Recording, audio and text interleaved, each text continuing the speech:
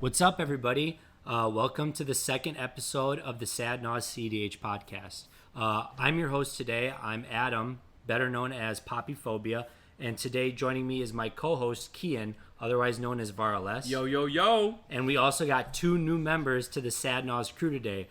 First, we have AJ, otherwise known as the Legend 27. Howdy. And then we have Spencer, otherwise known as Mosef. Hey, yo! And today we're going to be talking about a few topics. The first of which is going to be the Marchesa recap. Second, we're going to be talking about some new decks that we've been jamming lately. Third, we are going to showcase a deck that Spencer made that he's really proud of and we really want to talk about, and that's Toxrill.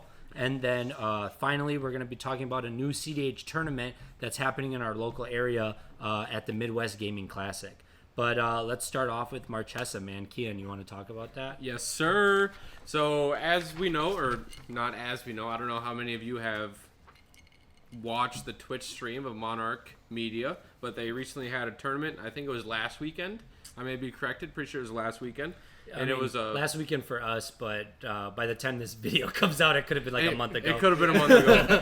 Hey, listen, I got school. That's my excuse, and I'm sticking to it.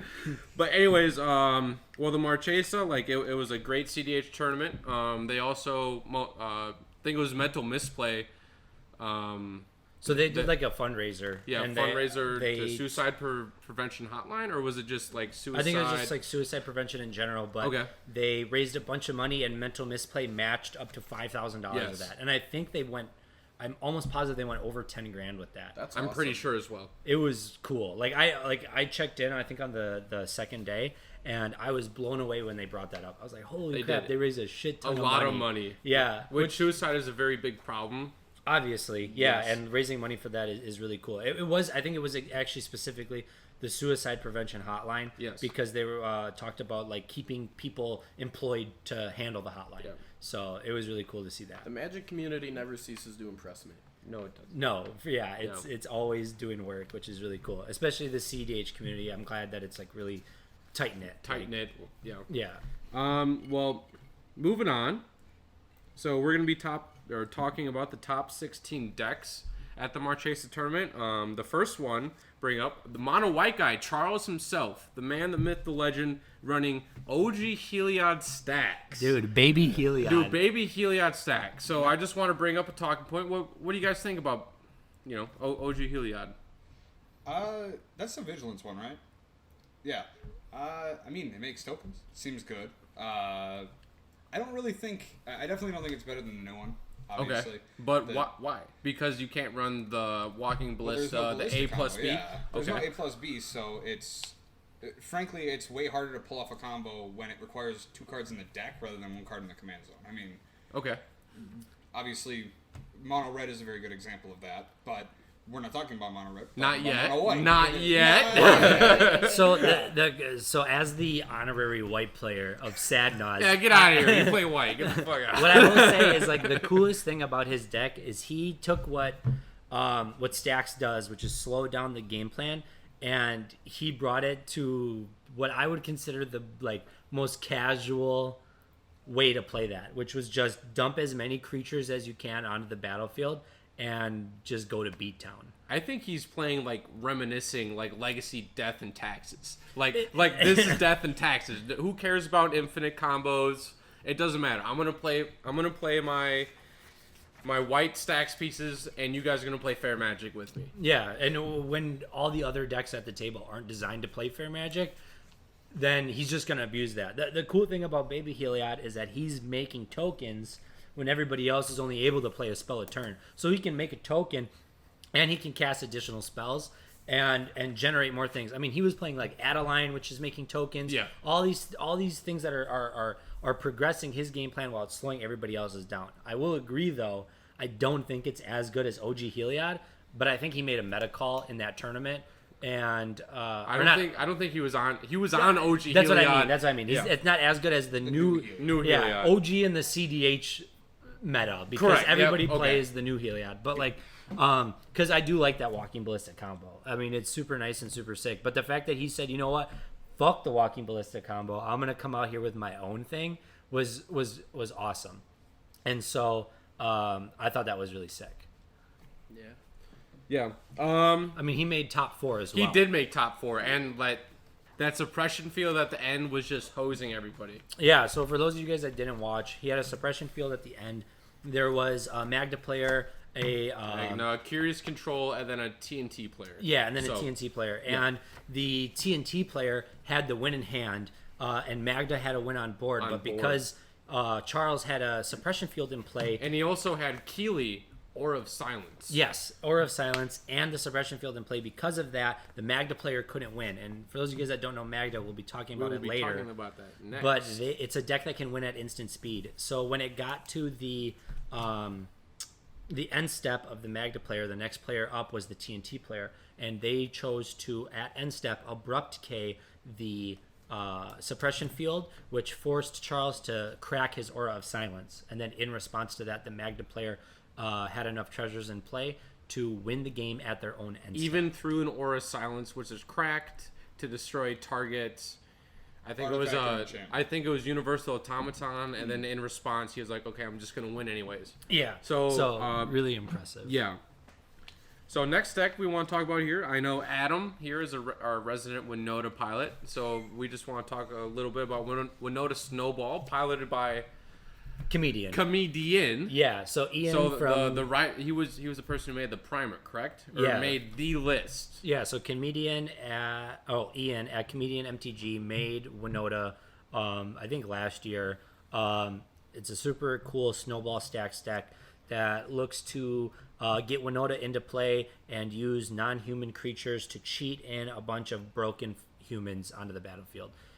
It gets out of hand really quickly. It's really annoying, really oppressive, because it doesn't just play like Rule of Law. It plays like 5 copies of that effect, 4 Thalia effects, and then Kiki-Jiki combos on top of that. So super oppressive deck. All the guys here have played against it. All the guys here have lost against it. And I mean, no surprise to see him out of all Winoda players end up in the top 16. Yep. He top 16s a lot of tournaments. There was three There's 3 Winoda decks total, and of course, like Ian is the one that made the top 16. He is a really impressive pilot, really smart when it comes to Magic, and I don't think it really surprised anybody to see him there. Yeah. So it was a rough game against Winoda. I'll tell you that. It always is. Yeah. Playing turbo decks, it's always a rough game. Sometimes. Yeah, we'll talk about Toxrill in a minute. so going into the Marchesa tournament, I guess we should have covered this prior, but I kind of want to bring it up now.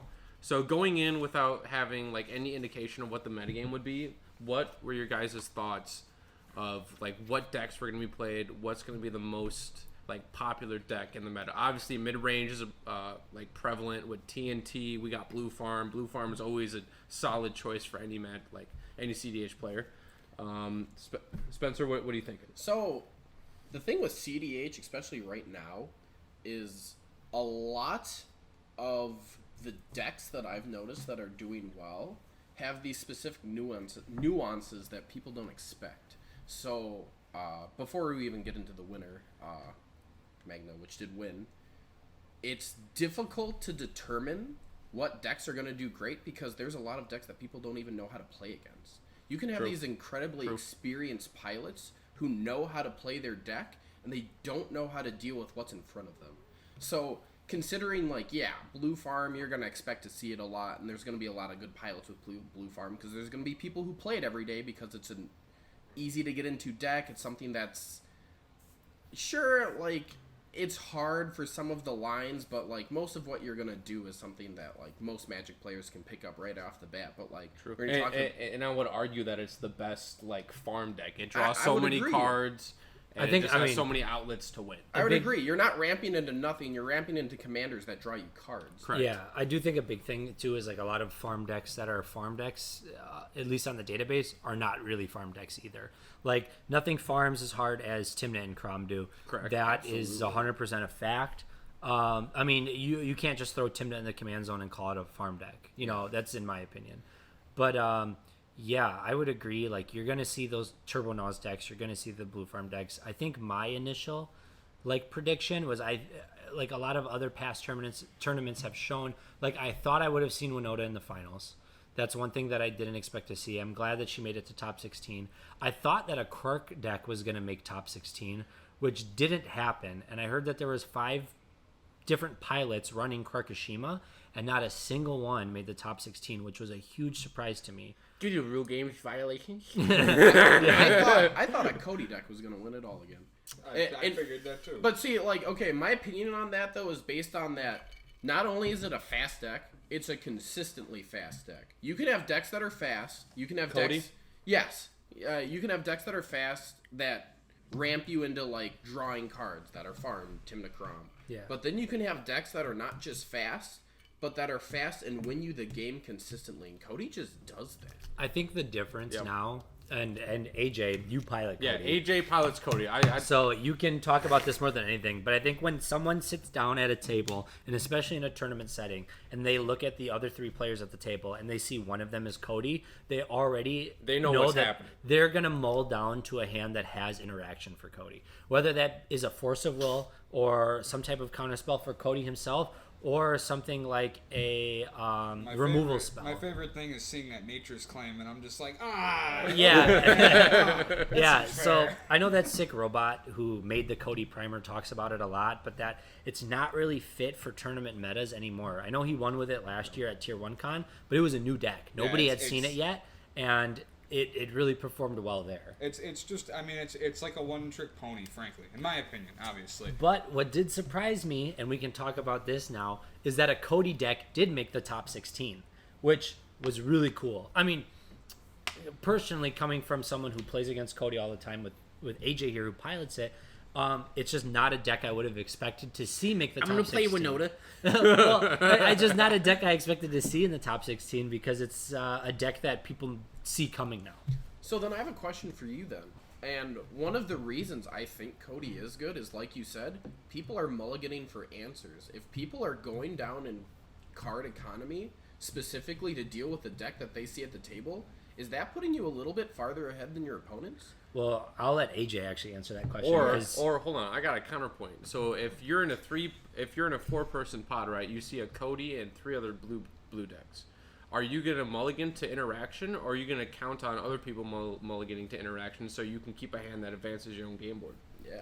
I mean, it really depends on the table. Like, I play up against a lot of blue players. Kian used to be on Rog Silas. We got Spencer over here on Slug. It's wonderful. And then we have Winoda, he was on Jessica Ishai, Adam. It was just nothing but blue. So really and truthfully, it's mulligan until I hit Mystic Remora, frankly. Because I just hit Mystic Remora and then I sit there and I do nothing for a couple turns. Well, that doesn't seem very proactive of you. It's called I can't play proactively in a 3-4 mana blue pods. I don't think I've ever seen you mulligan to a fish. That's because you guys don't normally mulligan to Force of Will, so I don't have to worry. Yeah, correct. Most of the time, it's like, ooh, this makes my game plan better, so I'll keep this, and we don't really care about Cody. But until we lose it. Until we lose to it, and then it feels bad. So yeah, so that was a really cool deck to see in the top 16, and that was kind of what I kind of expected to see out of the meta. I expected to see a lot of Gnaws. I knew Stacks was going to be a part of it, and I knew mid-range decks were going to be around. They're always going to be around.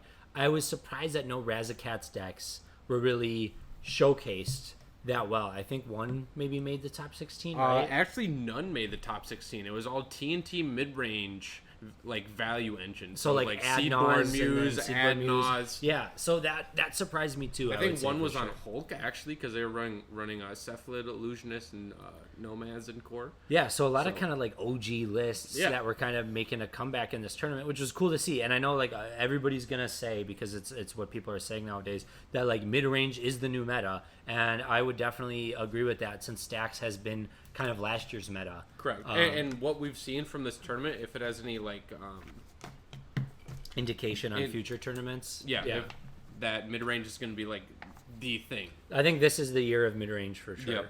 Yep. So back on decks that were at the tournament, or at more specifically at the top 16, that were interesting that we want to bring up.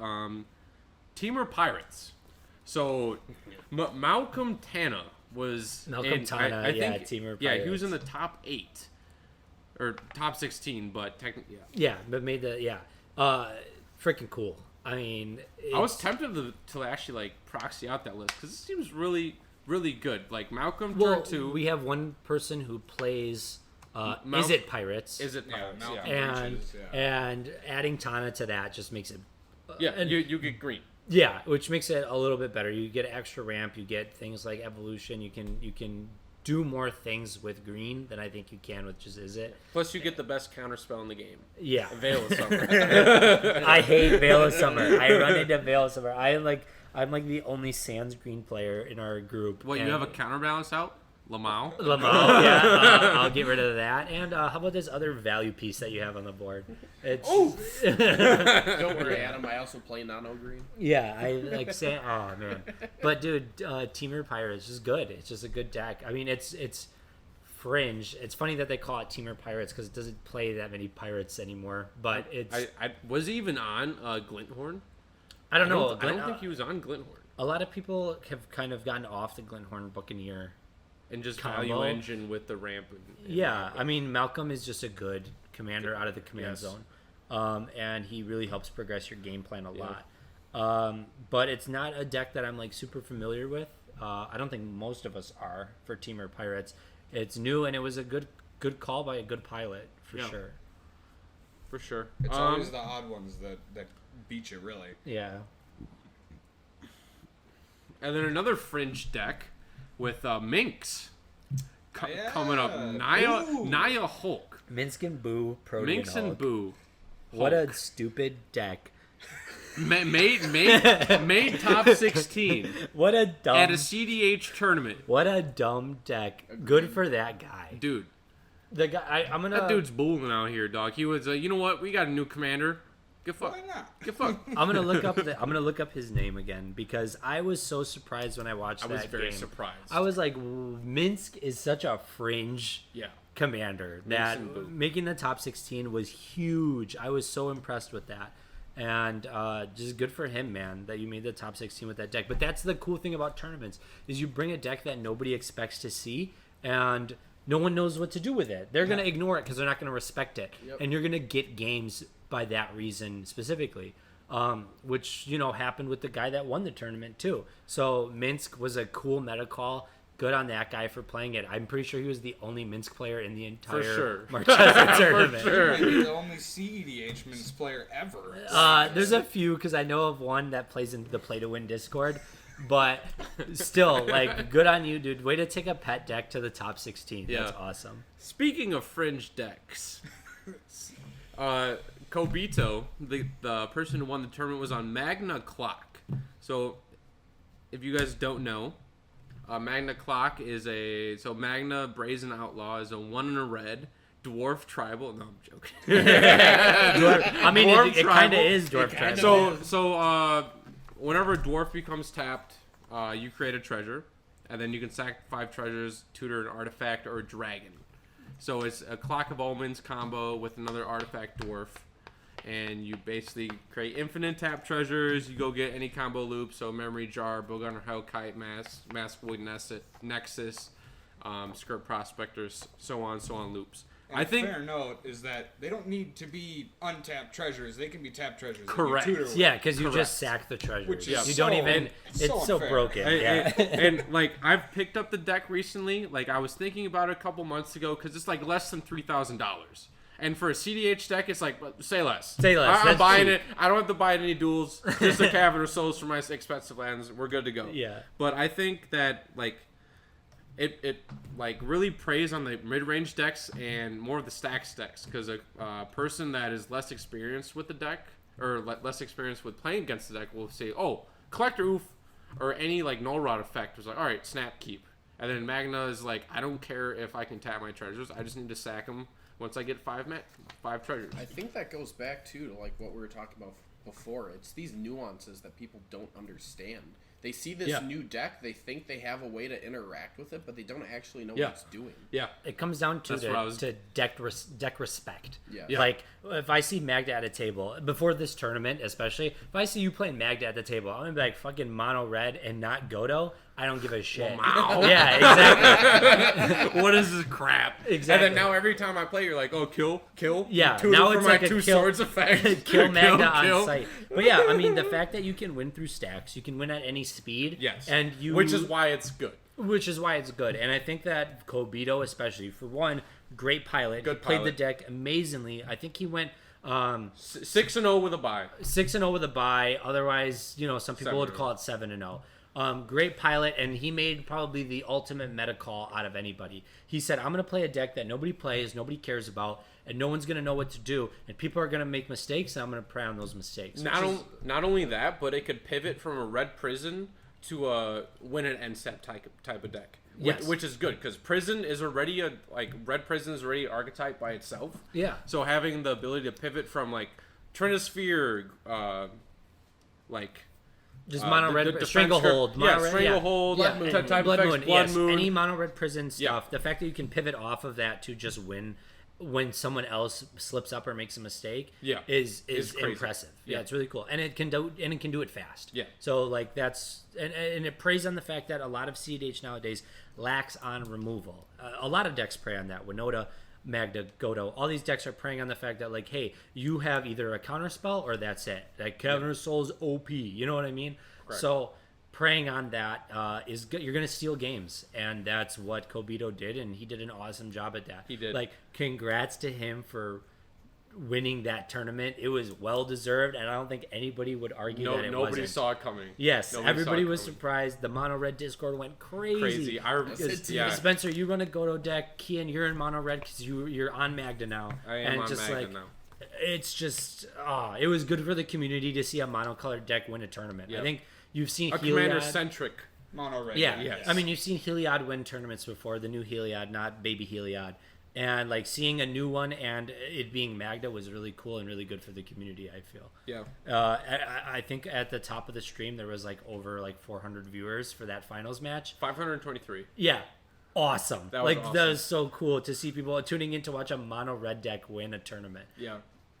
That was awesome. Congrats to Kobito. I mean, frankly, I can't believe it didn't happen earlier. I remember when Magda was spoiled and the cEDH subreddit was like, "Yo, this is a great card," It's and kind then of- you didn't hear anything about it. It's kind of a convoluted line. It's like a line that people aren't eager to play. It's not fun. It's not, I'm going to draw my whole deck. It's not, I'm going to deal infinite damage at one direct point. It's kind of like an assembler. Yeah. And, It's artifact red shenanigans. Yes, it's called shenanigans. I like to shuffle my deck a bunch of times. Or you like to explain what you're going to do before you sack all your treasures. you tell the table, you can concede now, and I'll tell you why. And another reason for that too might be, so I do a lot of YouTube watching for videos that explain cEDH decks, and something that I've noticed a lot is a lot of the monocolored decks get a little hated on, and even by some of the more prolific and well-known YouTubers for cEDH, just because they lack some of the tools that these other 4 to 5 color decks have. So when you're having people on a large media source telling you, hey, this deck isn't going to be quite as good because you're missing all these tools that all these other decks have, it's going to be hard for many other players to try to break that mold unless, like the Magda player himself, unless they're very skilled pilots. Yeah. Well, and the other thing too is you could see it if you watch back the Marchesa VODs.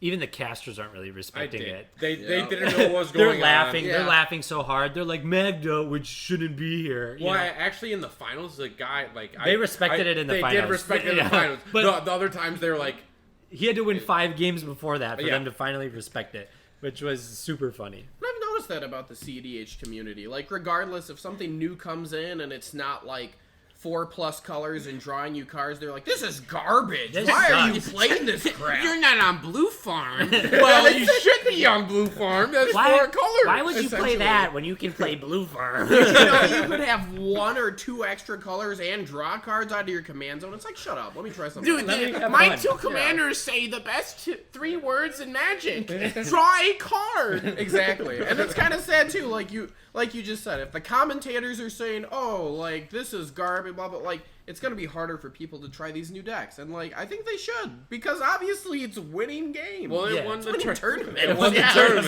it's winning It won the tournament. Which Get also, goofed on. speaking of the best deck in the meta, there was 2 Blue Farm decks in the top 16. Well, one was Blue Farm and one was what? Opus Freeze Thief. Freeze Thief. Yeah, Yeah. it was on Opus Thief. Which it was basically Opus Thief, which with a few meta calls.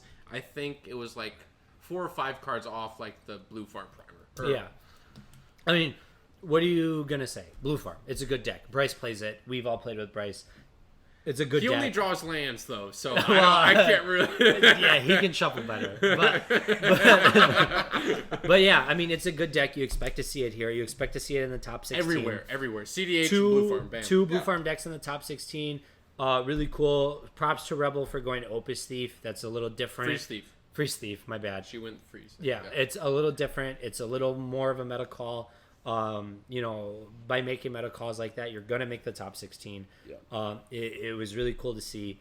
But, it's Blue Farm. It's not going to win the tournament. It's just going to top 16 every time.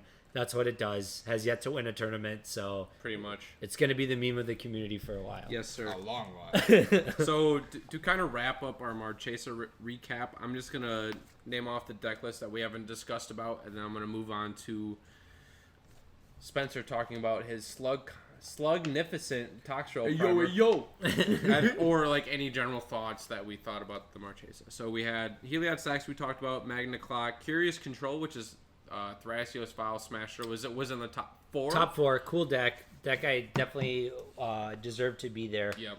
He just got kind of hated out when they bounced his mock time. When they bounced his mock time, he kind of felt bad. I mean, that gotta table, happen. that Final Four table was really bad for the Thrasios players at the table. Yes. Heliod was going off. Magda Suppression had field time. turn 2. Yep. Just felt bad. Magda had time to assemble their combo Yep. and just put it on a board. And I kind of felt bad for the mid-range players there because they kind of had no chance most of that Yeah. tournament. So we had Armex Crom, which is another add-on. That's a deck we should take a minute to talk about. Honestly, Armix Crom, super good. I'm on Armix now. I run an Armix Timna list. Armix out of the command zone is just a fucking awesome hate bear. He does his job. He does his job well. He hates on commander-centric decks. Pairing him with Crom, you get the 3 best colors in Magic. Facts. Correct. Even though I think the best color in Magic is white, but we'll You are objectively wrong. we'll save that for Sir. later. But yeah, Armix Crom, that deck is sick, man. Like For sure. it's artifact centric ad nauseam deck. You're playing those artifacts anyways, and Crom is just a good hate bear out of the command zone. Correct. So I'm glad to see that deck make a top 16 and get some recognition. So we had that Armex Crom. We talked about Cody. We had 3 TNT pilots. They were all on mid range. No Razakats as No as Razakats, Adam as, yeah. or Poppy Phobia I mentioned earlier. yeah, no Razakats line, which is surprising. Razakats has been putting in work a lot lately. The guys at Into the North love that Razakats shit. I just think it's too disruptible. I think that's why they made the meta call to say we'll just go straight mid. It falls to graveyard hate. A lot of things need graveyard hate right now in the meta. You got a lot of breach lines. You got Razakets stuff, so you kind of don't want to be using your graveyard for the advantage that you normally would. It's a good backup line, not a good main line. Especially when you got mid-range decks with green out there. They're going to endurance your graveyard anyway, so you might as well not run it. True. We had Arakir. Akiri. Thrasios. That's a in the cool top deck 16. that you don't expect to see. Akiri, you don't see her thrown out there a lot. It's really cool to see Akiri get some recognition in the top 16. Just nice to see some different changes happening. Normally you're going to play Bruce Tarl Thrasios, which is another deck. Speaking of which, we had Dawnbreaker Thrasios in the top 16. Another comedian Minx, deck. And 2 blue farm lists. Yeah, Minx, awesome to see, and 2 more Blue Farm lists. So- Dawnbreaker Thrasios, expect to see that in some more tournaments in the future. So moving on to closing statements for the Marchesa as we recap it. AJ, any thoughts? I did you personally watch the tournament? I know you probably didn't because you're not a big a nerd as me and Adam. I don't care much for tournaments. I'd rather go to them and play them myself. Okay. Unfortunately, I couldn't go this year, but I'm surprised Cody actually got as high as he did. I'm not gonna lie, because frankly, top 16 seems good. I mean, top anything, frankly, because he's so reliant on the commander. Because otherwise, like I've heard Sick Robot say before, you either play. This is the shortest commander deck to play, because you either play commander for 5 minutes or you don't play commander, because you're sitting there. You either do something or you do nothing. Like, you tutor for Nas or you lose the game, is how I've heard him describe it. And I mean, I could be wrong, but I frankly think it's a very fast, very consistent deck, as Spencer said before. But I think it's too centric. There's no backup plan. It's just draw your one card, play your land if you even get one, and pass the turn. It's very. I like it. I think it's good. I agree, but it's definitely way too centric on one gameplay. But like, I think it's the epitome of Turbo Nas. Yes, like it is the fastest Turbo Nas deck. With consistency. Consistency. Consistency. It's the most consistent Turbo Nas deck. Yeah. I would argue Silas Rog or sometimes Tim Rog is really good at getting that Turbo Nas out early. But Cody, it's a good deck. It's showing some legs. It's making top 16 still. Good for that deck because, I mean, it's very predictable, but hey. You play the 50-50. Yeah, you're banking on your opponents not having the right answers. If you show up in a pod and there's no blue, you're going to win that game. Pretty much. It's impressive to see it hit the top 16 again. I would agree. So, any other comments as we wrap up? Like we're going to talk about Krakashima? Yeah, I guess I'll helm this one. All right. So Adam's at the helm, boys. Yeah. So, during the Marchesa recap, the TO of the Marchesa tournament kind of put out this article that kind of recapped the entire tournament. And one thing that's kind of hit the cEDH community pretty hard is that they specifically talked about Krakashima. So there was 5 Krakashima players in the tournament, and I think that the way the statistic went was that out of all the games, 70% of the judge calls were related to Quark himself. Okay. So the reason being that it's taken way too damn long. It's going to time. Too many judge calls are getting called because of it, and it is becoming a problem in the TEDH community, in the tournament meta itself. So what they've been talking about, especially as of late, is what is the answer for the Quark problem that's facing the tournament meta. And honestly, I don't know what the answer is, man. Is it though? Hard. Like, what do you mean, is it though? Oh, is it really a problem? That's so fucking stupid. Yeah, I mean, I think it is, man. We have a card player in our local meta, and you're going to end up in situations where they're taking a 20-minute turn, a 30-minute turn. And it's not even their fault. It's not their fault, because they're triggers you have to make. It's their fault. They built the deck. Well, I mean, if you want to go that far, play something else. It's their fault because they're playing Krakashima. Just play Polycracking, bro. Yeah, bro. It's faster. Yeah, it was. I think that Quark is definitely one of those things that look out in case Quark himself gets banned. It resolves. I don't Resolves. I don't think they'll go, because obviously we're talking about the rules committee here. Yeah. We're not talking about a cEDH set rules committee. We're talking about an EDH set rules committee. They don't really care about. They don't cEDH. care about us. Yeah. I mean, they really don't, because that's really not their call. Like, in the recent year, they talked about the Rule 0 thing, where they were like, have a discussion with your play group on what is okay and what's not okay. I mean, we can't do that. The rules committee, not in the cEDH community, because we are not separate from the EDH format. We don't want to change. We don't want to be our own format. So they're not going to, at tournaments ban Quark, because that would be against the grain of what they want to do. Tournament organizers might. I don't think they would. Feel like, I think the community would have a lot of backlash towards that. I don't think they would. I think that Quark players specifically are going to stand up and say that that's not fair for the community. It's a good deck. It's won tournaments before, and I don't think people want to not play it because of tournament organizers saying, well, it takes too long. The whole point of like cEDH tournaments is that it doesn't matter how long it takes because a good deck is a good deck, and if it wins, it's going to win. Yeah. I know that the rules committee is probably not going to ban it, but I would say like imagine there's going to be some noise from tournament organizers. I think for sure there's going to be noise from tournament organizers. Oh, because yeah. if there's a 40-minute turn and they have time and round, like say like the round timer's like an hour and 30 minutes. Yeah. Right. That's already 50 minutes left in round. Yeah. And that's probably like. And that's not even. Rarely are you going to see like an hour and a half round. Yes. Yeah. It's going to be 75 minutes to 90 minutes at max, and that's all you're going to get. So, I mean. I don't think it's going to be as bad as like Flash, right? Flash was like running the meta and changing things, but there's going to be some noise about it in the future, especially if it's going to show its face more often. Yeah. And it didn't make a top 16, so it wasn't a problem showcased on the VODs that were posted from Marchesa, but it was enough of a problem that they had to make a statement about it. So, correct. I mean, definitely something to look to in the future for sure. I mean, Kark also isn't even an unfair card, frankly. He's 100% RNG. He's just luck.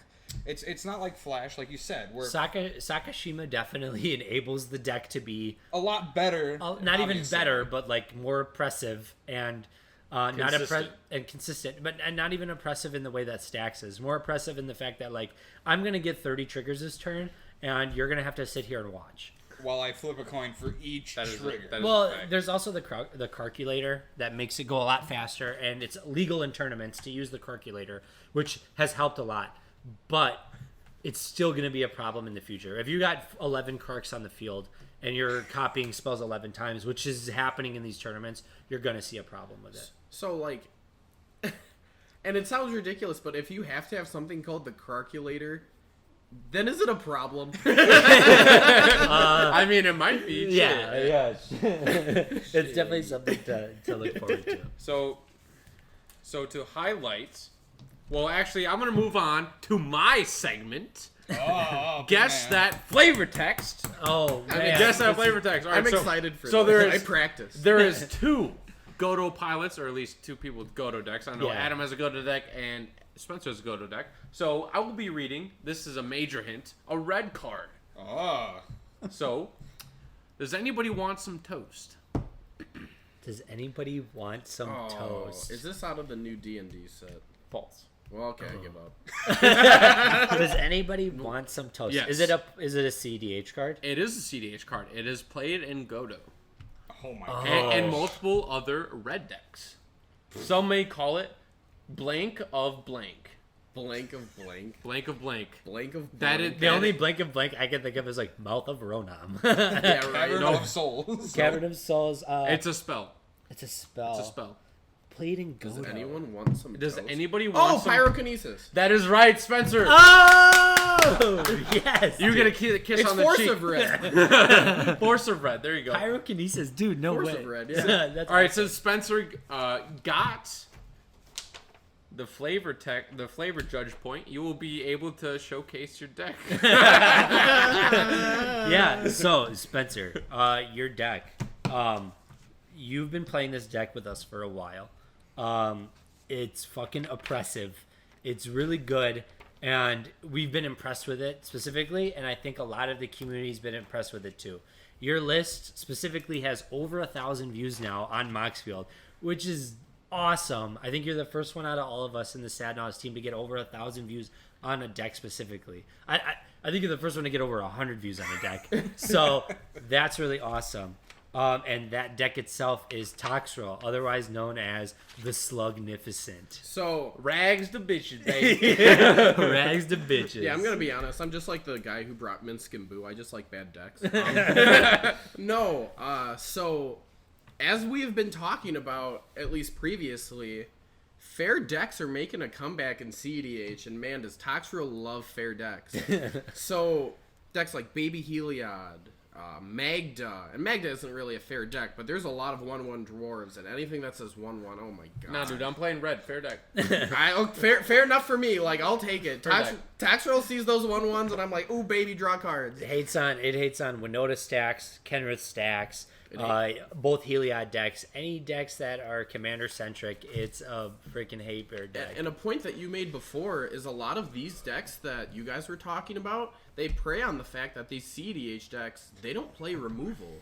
Toxrill is removal on his own, and I'm not targeting things. He's just killing things I draw cards off of. And he's a 7/7? He is a 7/7. I am putting specific players on 3-turn clocks.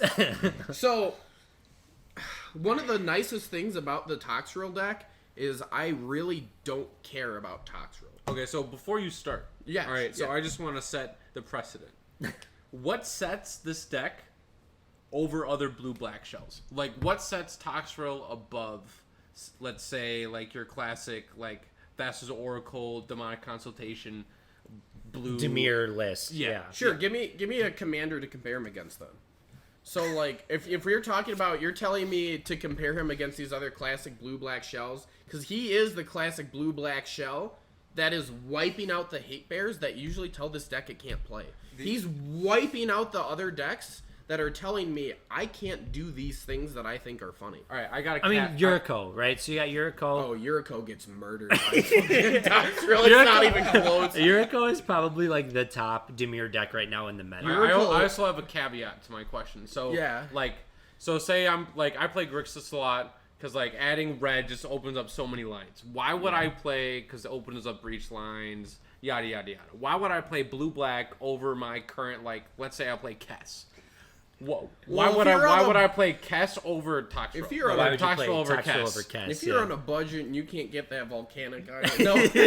So, if you can't afford a dual land, Yo, AJ, I need a Volk.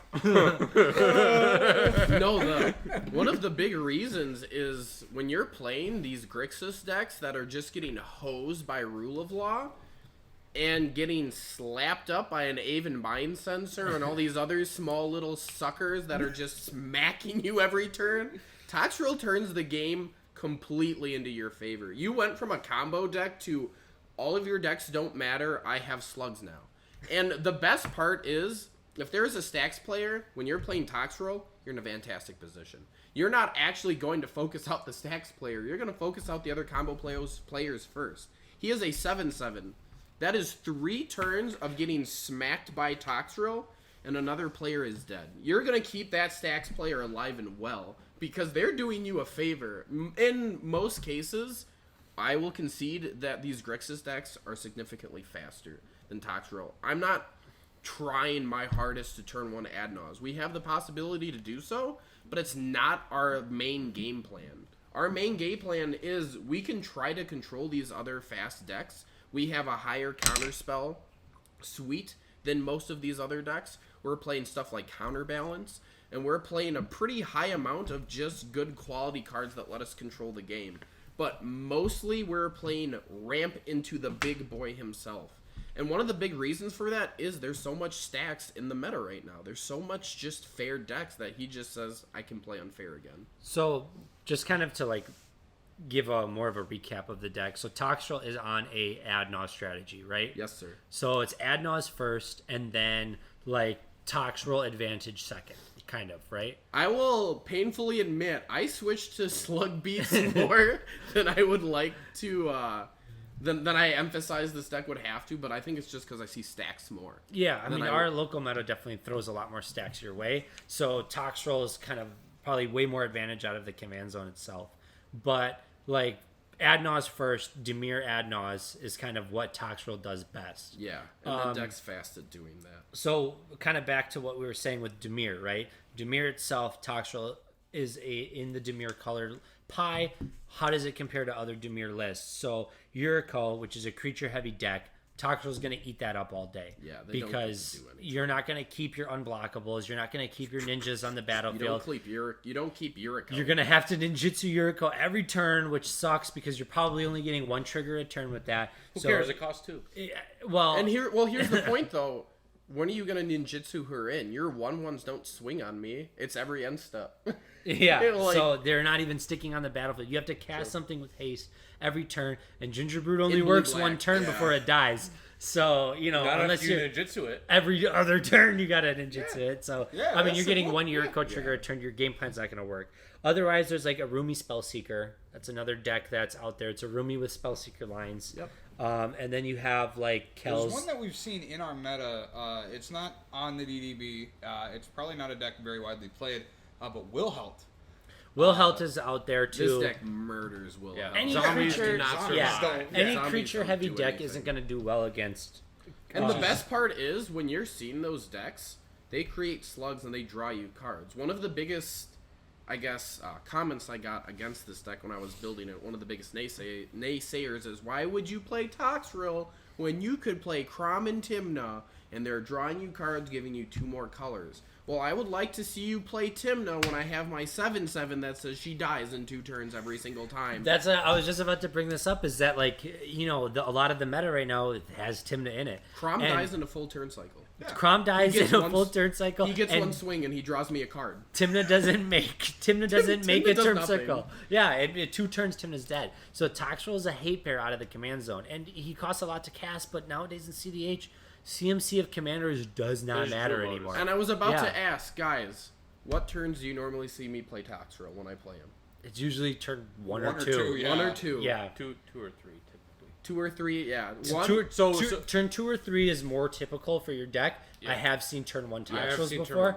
which, a turn 1 Toxrill is kind of the equivalent to like a turn 1 Adnos, because it does the same thing. So, Whereas, so on that note, sorry to interrupt, but No, I'm gonna no say, worries. so like you're playing an aggro deck, or say I'm playing an aggro deck, you bust your load and play Toxrill turn 1.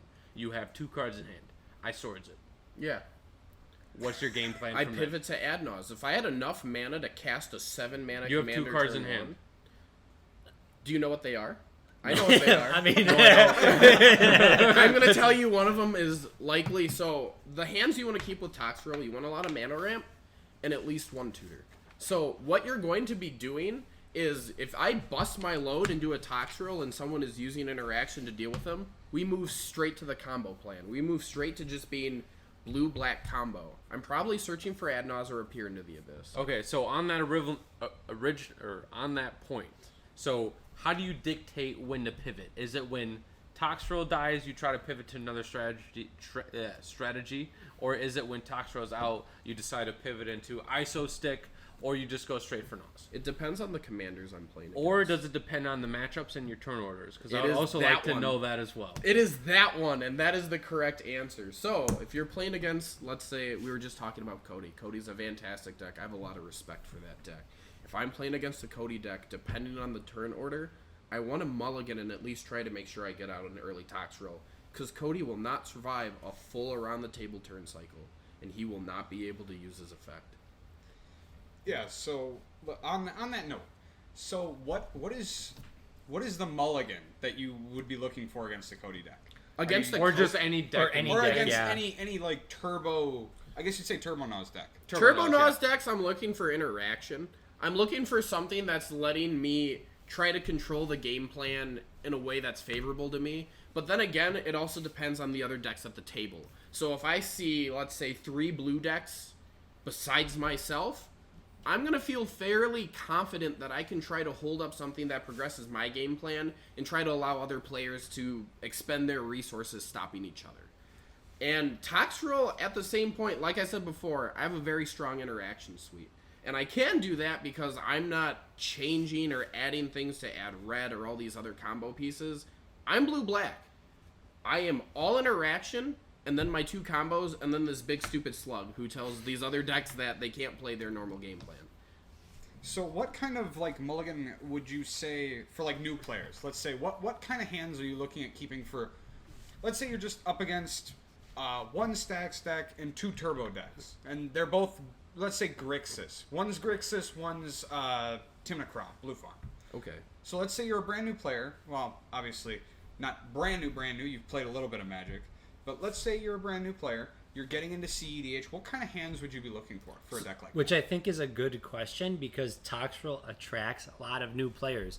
we've seen that because we have in our Discord, in our standouts Discord, you have a whole section dedicated to just Toxrill, and we see a lot of new players saying, hey, this is my first cEDH deck because I like the big stupid slug. Yes. And I started in Crimson Vow. I've been hearing good things about cEDH. I want to try more competitive Magic. and I want to play the big dumb slug. So, like, what would you, like, when you're talking about mulligans and mulligan advice, what are you looking for in Toxrill that is really going to advance your game plan specifically? So, almost like any other cEDH deck, you want to look for something that's saying you draw cards. So, Rhystic Study, Mystic Remora, Dark Confidant, and then your ramp. You want ramp and ways to draw cards, or maybe one or two tutors. When you're playing this deck, you're not playing with the idea that Toxrill is your end-all, be-all, this is what's winning me the game. This is a Thoracle deck. This is a deck that plays Isochron Scepter because Toxrill ends up being a combo piece from the command zone. If you get infinite mana with Isochron Scepter, you can continuously sax Toxrill to himself to draw your whole deck. Also, the deck has Time Twister loops, so you can continuously re-loop your deck, draw cards, play Meat Hook Massacre, continuously sacrifice them, drain the whole table for all their life. If your Thoracle plan isn't on board anymore, the deck can pivot in a lot of different ways. If you're playing against stacks, you can wait till they resolve a certain stacks piece that shuts all the other players out, and then just drop a Toxrill, and they won't be able to beat you. All of their plan then, after the stacks player develops their board into a state that says combo players can't play, you just don't play combo anymore. You play Toxrill and counter spells to keep Toxrill safe, and that's it. I mean, Toxrill is kind of like a delayed Elish Norn effect. Like, you see a lot of stacks players kind of pivot their game to Elish Norn because they're like, well, I don't want you to have creatures, and I want my creatures to survive. Yeah. But when you have Toxrill coming out of the command zone, it's like, hey, not only does your creatures not stay around, but I am generating creatures, and my 7/7 will slowly kill each player. It's going to take me 9 turns to win the game. So you guys can concede now, or we can keep going through this. And the best part is you sack those slugs for card advantage. If someone is actively trying to search for removal to Toxrill, and you're taking their commanders and their stacks and hate bear creatures off the board, you are drawing cards to more counter spells, more ways to interact with the ways they're trying to stop you. And Toxrill is just continuously going to be slapping somebody up for 7 every single turn till they die. And if you do end up in a situation where someone removes the stacks pieces that the stacks player is playing, you've drawn more cards, you have dealt more damage, your ad naus is stronger, and honestly, your hand's usually stronger at that point of the game. Cool. All right, so one more thing that I would like to ask you is, you're playing Toxrill, dude. Yes. Why aren't you running Curious Bell, Urborg? Cormus Bell? Cornus Bell, that's my bad. I read this wrong. Curious Bell. Curious Bell. Why aren't you running Curious Dude, Control? why aren't you on Keen Sense, bro? Well, I'm going to tell you. So, and I've seen this a lot on Reddit, too. People saying, well, I feel like Cormus Bell is an auto ad. I'm on ad naus. Why am I playing 4 mana drops that don't automatically win me the game in an ad naus deck? That doesn't make sense. And plus, like, think of it like this. You need Cormus Bell, Urborg, and Toxrill to have that combo where people don't have lands in a format that's heavily dictated for your resources by mana rocks. Why am I trying to rip people's lands apart when most of someone's mana generation is being done by rocks? That doesn't make sense to me. It doesn't win me the game. Another point is, I probably would have to waste a tutor on an Orborg. In cEDH, not doing that. Not happening. Sometimes you just got a DT for a land, bro. I am not DT Urborg in bro, this listen, deck. you just got a DT for a land. Yo, why aren't you running Urborg Cabal Coffers, dude? Mana generation. See, like, this deck is just too fast for that kind of stuff. It just ends up being slow, cutesy combos that don't win you the game when you want to play things that say you win the game or you stop your opponent from winning.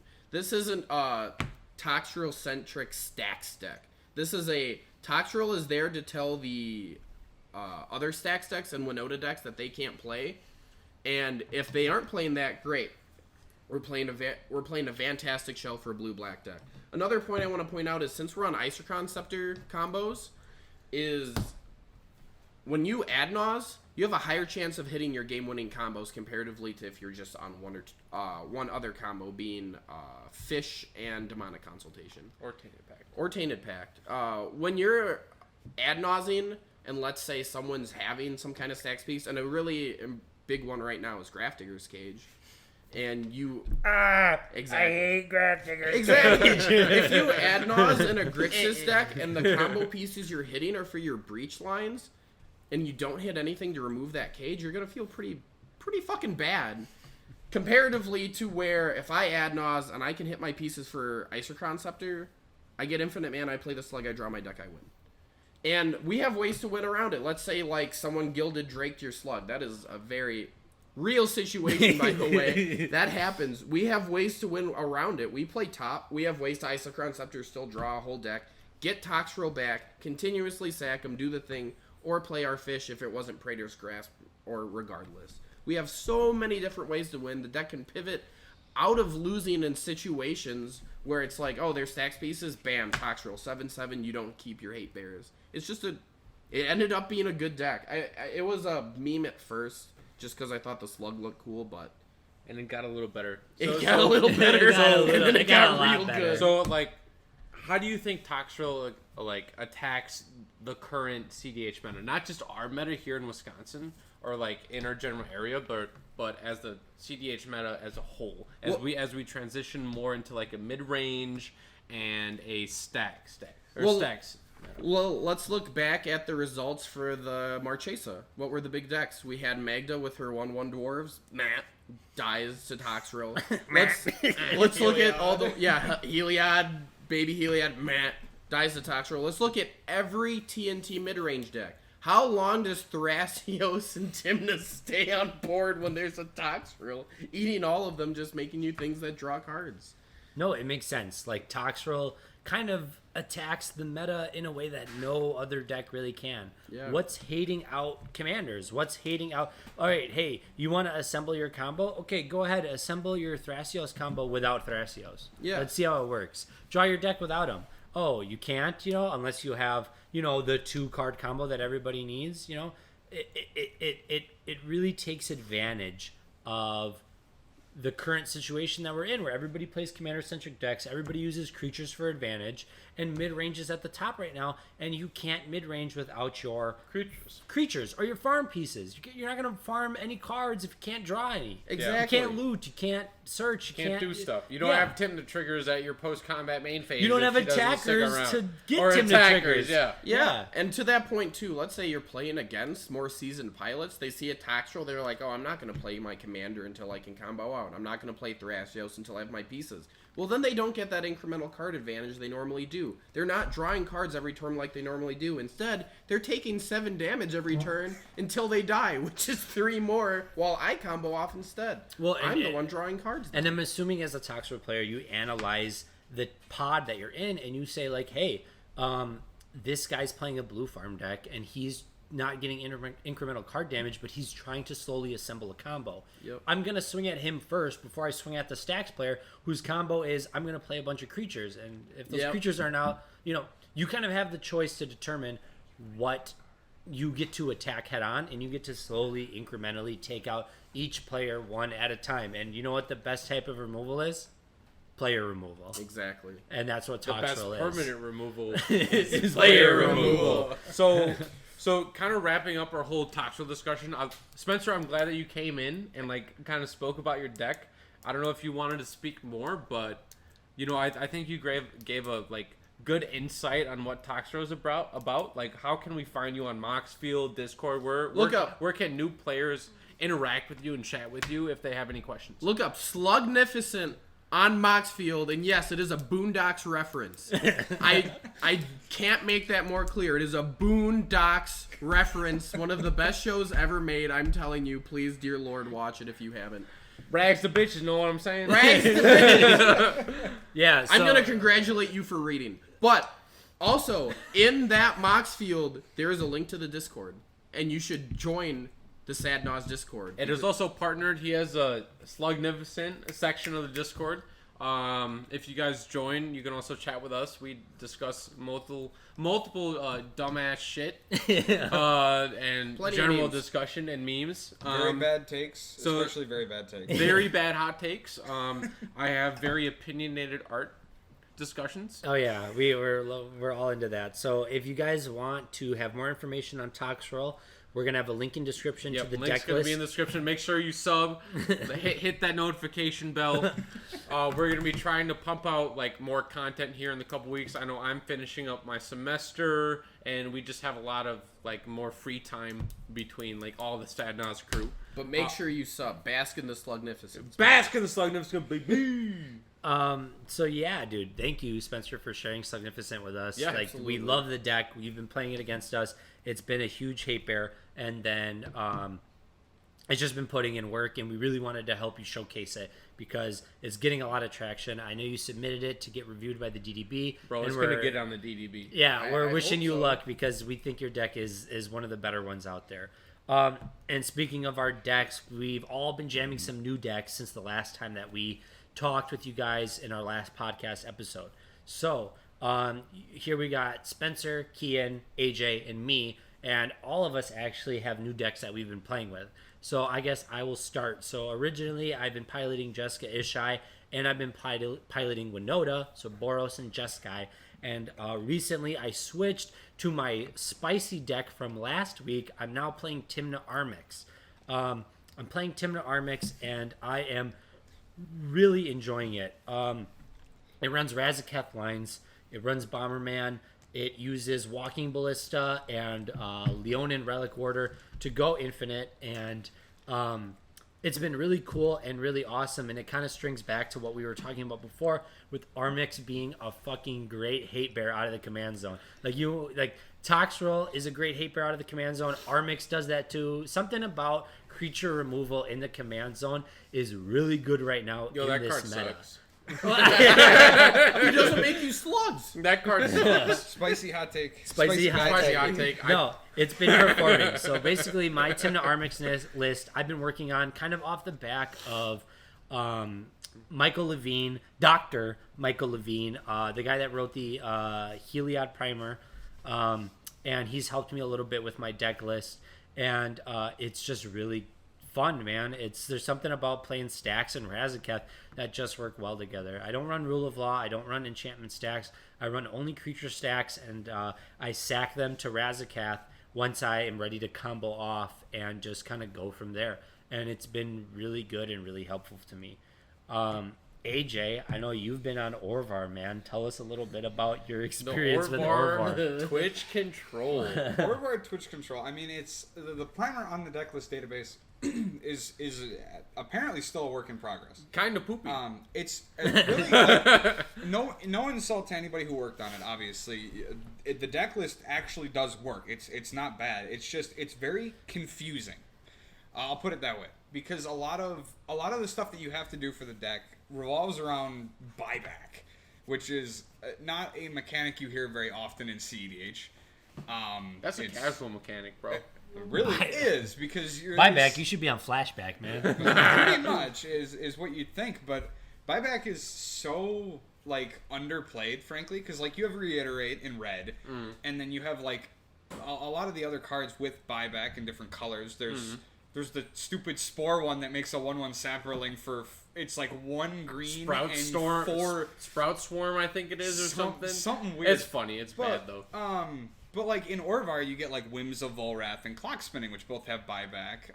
Whims of Volrath changes, both of them change certain things on permanence. Whims of Volrath changes the color, and Clock Spinning alters the amount of time counters or just counters in general on a permanent. And it's very weird because you're sitting there and you're like, okay, the permanent doesn't have to have the counter or the color on there originally. It doesn't matter what the card says, as long as you can target it. Orvar takes advantage of that. And he gets a lot of card advantage through like cards that say target permanent becomes a thing, draw a card. That's really all you're looking for. And it's a very interesting deck to play. Because you're usually sitting there and you're like, okay, I got to get my Sapphire Medallion. Okay, Sapphire Medallion reduces my buyback. which is frankly pretty broken in my opinion. That discounts work on counts buyback towards additional cost, which is ridiculous. But that's the way Magic was made. But it's all about the reduction of buyback is really what Orvar is about, and it's a very confusing deck to look at because you look at the primer and you're like, there are so many cards in here that shouldn't be in here that are like casual cards. Like Idol of Oblivion you'd never see played in a cEDH deck, but it's played in Orvar because you make tokens. Yeah. So it's very... or more specifically, you make token copies of the Idol. Of the Idol, which draws you even more cards, which is ridiculous. It gets out of hand pretty quick. But you can go infinite with things like Peregrine Drake or Cloud of Fairies or even Great Will and Palancron if you really wanted to get that far. That's some OG stuff. I like that. Yeah, I know, right? Like you never hear Palancron in cEDH anymore. It's so ancient. Well, it's also like so much mana that you don't see it in Adnos decks or anything like that. So it's a cool combo to see you run in Orvar for sure. It really is. And I mean, like, I'm going to be switching from this list to the Orvar Infinite list on the deck list database, which is one below it, because I don't think this deck list has been fully like furnished, which I believe that the creators have said that they are still working on it, so it's kind of just a work in progress. Well, it's a cumulative list. Like you have a lot of different people giving input on the list and changing things on it constantly. I know that Morgan from Into the North runs Twitch Control, and he's really having fun with it.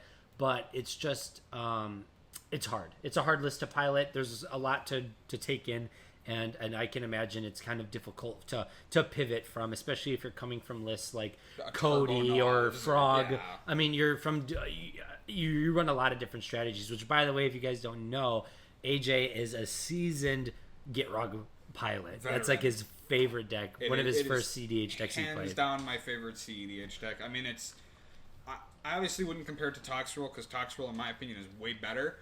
I mean, just hands down way better. AJ, but you just made my heart flutter. I know, but I mean, Toxrill doesn't get to take advantage of the funny card. Gitrog is too known. I was supposed to do that, Spencer. I mean, you all make my heart flutter. It's fine. Gitrog is definitely like too known now. Like it's the definition of commander centric deck, and people know how to answer it. Yeah, it's the same as any other deck.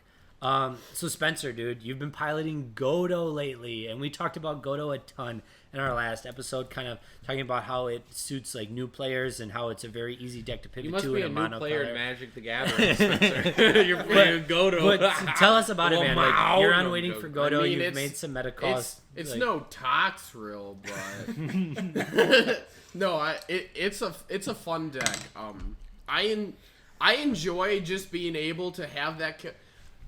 It might just be me. I just kind of like having that commander that I drop from the command zone, and the whole game now revolves around something has to be done about this. Toxrill was my baby, but then I was like, you know what? I want to try something a little bit more ballsy. I want mono red, and my commander just says I win. And honestly, Godo does that so easily, and it's kind of hilarious. I'm going to count to 11. Sometimes you don't even have to. 7. No, sometimes you count to 5 or 6. Yeah, or 7. You have Godo plus Magnetic Theft. You don't even need to. You get Jeweled Lotus. You can count to 5 and win the game. Yeah, you can have like the Brass Squire, who's my favorite way to win. He's this cute little dude holding this huge sword who is like, hey, can I have my helm? Yes, my lord. Bam, you win. It doesn't take much. Yes, my lord. I love the Waiting for Godot primer. I so well pilot it as well, and there's just something about it that's like, hey, this is a deck that was like the OG cEDH deck. Yep. Everybody knows how it works, and guess what? I don't care. I'm still gonna win some games. Exactly. And it's awesome. I know that even in tournaments, it steals like 1 or 2 games every time someone plays it at a tournament. It's loved in the mono red Discord, and like, dude, red love. I joined that Discord. I made some personal meta choices on cards in it, but I only changed out 2 because that list is so well made. It's unbelievable. Dude, there's so many people with so much input on that list that like it's one of probably the most fine-tuned lists. And besides Gitrog. Yeah. Gitrog is Gitrog is a part of the collaborative primer. Gitrog is also a part of the circle jerk of I'm going to make a 12-page primer and say it's a good deck. So yeah. Exactly. Hey, so please join the Sad Naz Discord. Help me make Toxrill better, please. Like, Read my primer. It sounds way smarter than I do right now. I swear. And I wrote it. Like, come on. But no, Godo's fantastic, and it's nice being able to pick up a deck somebody else made, see what they are thinking, and just like, wow, they're right. This is amazing. The hive mind. The hive mind. Yes. I need one of those. So join Sadnaz. Subscribe, please. And then, Kian, speaking of Mono Mono Red, Red. you are running Magda now. I'm on Magna Clock. You know, I was kind of thinking over it, like, couple months. I was like, you know, it could be, like, a great budget deck, but I feel like it's too disruptible. Like, they could just kill Magna. I don't really like commander-centric decks because it leans on the commander too much. And it won the tournament, and I was like, I bet. Bam. Bam. Now you're playing it. I just feel like it has, like, the goal hand is, like, Magna turn 1 religiously with a dwarf. And it consistently puts out, like, a turn 3 to 4 win. Yeah. And I feel like that, like, winning at instant speed is, like, why it's so good. And it's frankly also uncounterable. It's Correct. An It uncounterable puts it into win, play. because it puts it into play. I mean, that just makes it so much better. Yeah. Than literally any other combo. Yeah. And players, I think, even after They don't know this, what's going on. Yeah, they lack the knowledge. Yeah. And you being able to prey on the fact that they're not respecting your deck to the point where they're not researching what it does, how they can interact with it, you're just going to slap them up for that. Hopefully. No, you do. I've watched it happen. Yes, we've all watched it happen now recently. That's what happens when you flash in a hover bike to tap a Godo. Oh, man. Oh, But- my God. But yeah, I mean, I think a lot of us lately have been having a lot of fun with our new decks. I think it's just good to switch it up every once in a while. I think so as well. You're going to have your tried and true, your deck that you're most comfortable with, and you're going to have fun with that, and it's always going to be the deck that you're going to... The pet deck. The It's pet gonna be deck. the pet. Yeah, like right now, my pet deck is Winoda. Your pet deck's probably going to always be Gitrog. Your pet deck's always going to be Toxrill, and your pet deck's always going to be Silas Rog. But it's good to switch it up every once in a while. Just to, Grixis... Or Grixis variant. I've been playing Grixis for Many 7 moons years. now. Yeah. So, like, you're always going to have those pet decks, and sometimes the balance is trying not to get bored with them. And a good way to do that is switching Try up new your things. decks. Yeah, try new things, dude. I mean, our play group is really proxy friendly, especially as of late. Yeah. That we're very comfortable with trying new decks, printing up some cards, and jamming it because... Honestly, the only way you're going to get better as a player is trying new things. And Yes. I don't think not only our play group is friendly with proxies, I think the whole cEDH community is friendly with proxies. Like, we don't, like, for me, it's like, this is just from a personal standpoint. For me, I'm like, okay, I don't care that you have proxies. Play the cards. I want to jam some games with you. Yeah. Play the best deck that you can play. Yes, Like, and I don't whatever care. the best you are at piloting, I want to play against wanna play that against it. deck. You want to play against their player, not the wallet. Yeah, Yes, exactly. That is a good way of phrasing it. I mean, we're all in agreement. We've said it once. We'll say it again. The best card in Magic: The Gathering is the credit card. Yes, sir. So that's Yes, that's sir. always going to be the case. But at the same time, I'm always going to be more eager to play against you and your skill as a player. Yep. So, I think that jamming new decks is good and it's healthy, and you should do that. If your play group is getting a little stale, you're tired of seeing the same decks all the time. Just proxy out, and I feel like, especially with cEDH, like, there's the price wall. Because you like, for some decks, you have to have the LED. You have to have The Twister. the Twister. The You have to have you have to something have that's- reserve list cards A, B, C, D, E, F, plus dual lanes. Yeah. And, like, especially with like, they may be good players, but they don't have the money to invest in the cEDH, which it is an investment. Yes. Like, these cards cost Money. They They cost cost money. Listen, I've been working for the past 3 years, and I've spent more money on Magic than I've spent on my house. So, like, Same. yeah. So, yeah, it costs money, man. It It is costs a money money. to play, but luckily this community's been very forward-thinking and very friendly about it. And even in tournaments, man, get some, sign up for playtest cards, man, and go jam some tournaments. Don't be Yes, afraid sir. to get out there and play some games. So speaking of tournaments, Adam, I think there was something that you want to, like, bring up or, like, talk about. We have a recent tournament going on. Adam, you want to share something about that? Yes, so we are all Magic: The Gathering cEDH players from Milwaukee, Wisconsin, and we are proud to Yarr. announce that there is a local tournament happening this year. So in April. When is it? April? Yeah, it's in April. I believe it's the very end of April. It's the very end of April. Saturday, Sunday. Saturday and Sunday. Yeah, it's April into May. I think it's the 30th, 31st, and the 1st. It's that weekend. Yeah. Yes, we have the Midwest Gaming Classic coming to Wisconsin. It's a local tournament held by some friends of ours. The Magic of the Gathering portion of the tournament is held by one of our friends, Tyler, who owns Slypatch Gaming. And our friends at Falklandia Brewing Company is also helping Slypatch run the Midwest, or at least the Magic part of Midwest Gaming. Yeah, Falklandia is one of our local bar stores, which is super awesome to have in the community, especially for people above the age of 21 that want to go out and play some Magic.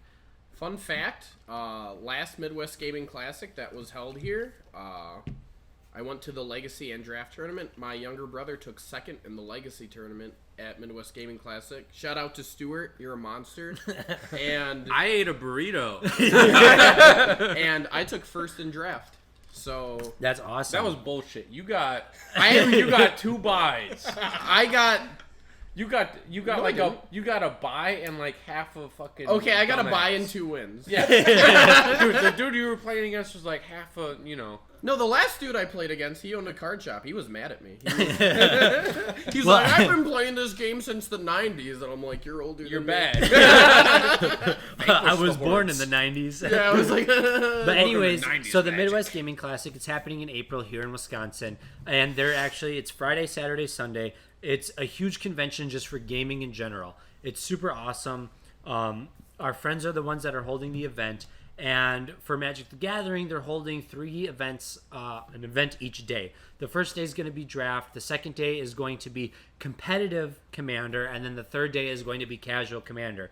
For the Competitive Commander tournament, and they're also actually going to be holding later on Saturday, Legacy and Pauper events, which is super awesome. We're gonna have Pauper content coming to the channel. Yes, and Legacy. And Legacy I'll content. win Yeah, that. for those of you guys that don't know, we all play Pauper and Legacy along with competitive EDH, so we're going to have some more content coming out for that. But for the Midwest Gaming Classic specifically, they're going to have, on Saturday is going to be their big competitive Magic events. So at 3 o'clock p.m., they're going to be holding a competitive EDH tournament where the first place prize is going to be a Wheel of Fortune, which is awesome because any tournament where you can earn real cards for your deck is awesome for the community, especially when proxies are allowed, which is going to be allowed at the Midwest Gaming Classic tournament. For the Pauper events and the Legacy events, they also have great prizes. First place for Pauper gets a playset of LEDs. Or not LEDs, Lotus Petals. That'd be crazy. You get a Well, I guess we're going to Pauper, guys. Yeah, you get a playset of I'm Lotus already Petals if you take first place in the Pauper event, which is awesome. That's like the most expensive card in Pauper right now. A playset is $100, which is super cool to be able to win that in a tournament. And then also for the Legacy tournament, they're handing out some big prizes as well. So show up, come out, especially if you want to come jam some games with us. We're all going to be there. The entire Sadnos crew, so all 6 of us. You're going to see Kian, Spencer, AJ, me, Adam, Bryce, and Kevin. Yes, We're sir. all going to be there playing, and it's an awesome event. You know who else is gonna be there? Who? Charles Urbach, an artist, an is gonna be at. So he's. I mean, one of the major cards they did, which is cEDH playable, is Savannah. So if you guys want your Savannah signed, he's gonna be there, and Dark Slick Shores. That is awesome. Actually, I am picking up a Savannah specifically to get it signed by Charles at the Midwest Gaming Bro, Classic. I guess I gotta buy one now. Dang, all right. So yeah, so they're gonna have Charles there for sure, and just a lot of other crazy content. I know that like it's just for gaming in general. There's gonna be you're gonna see a lot of like competitive fighting games there. You're gonna see Mortal Kombat tournaments, Street Fighter tournaments.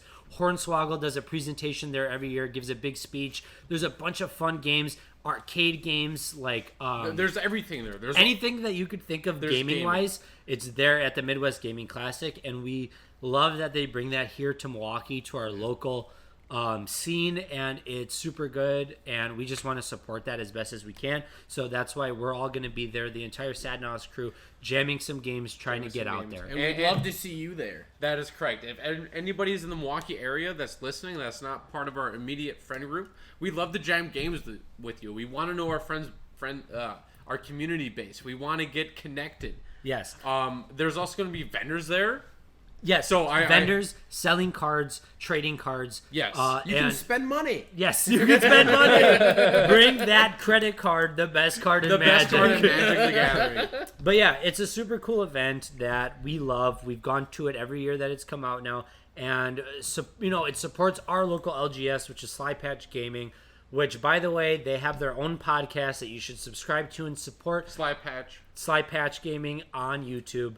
And link is going to be in the description. Link will be in the description for that. And just, man, come out if you can. A Wheel of Fortune is the prize for cEDH.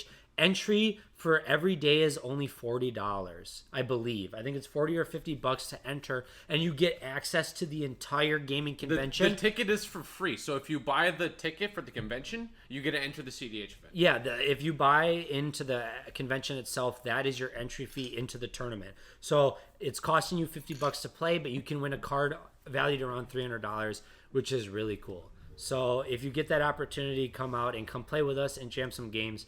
We'd love to meet you. Especially because it's a reserve list card. I mean, you can't go wrong. You can't go wrong. And there's also prize support for the top 4 as well. So you're going to get a Wheel of Fortune first. Depending on the amount of players that come, they could also raise the top prize and hand the Wheel of raise the stakes and make it worth a little bit more your while. So come out and jam some games with us. We'd love to see you there. Yes, but sir. Other than that, I think that's it for us for this Make episode sure you of the like, podcast. comment, subscribe. Make sure you hit that notification bell. Join our Discord. Link's going to be in the description below. Make sure you give Spencer here some feedback on his Toxrill. You should like it. Yeah. Like it. Make sure.